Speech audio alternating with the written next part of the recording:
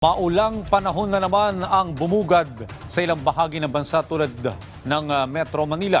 Kaya naman alamin natin kung may mga pag-ulan ba tayong mararanasan ngayong hapon at gabi. Kaya atin sa atin yan ni Pag-asa Weather Specialist Lori De La Cruz.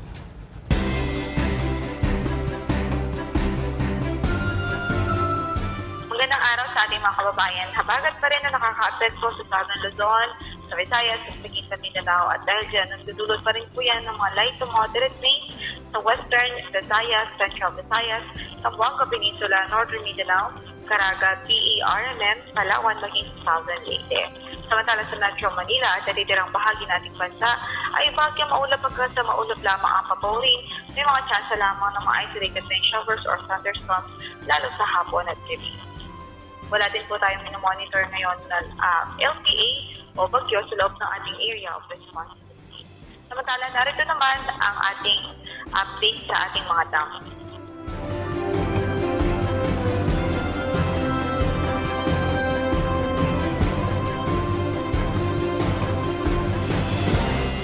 Yan po ang linas para sa Pag-asa. Magandang araw po. Maraming salamat Pag-asa Weather Specialist Lori De La Cruz.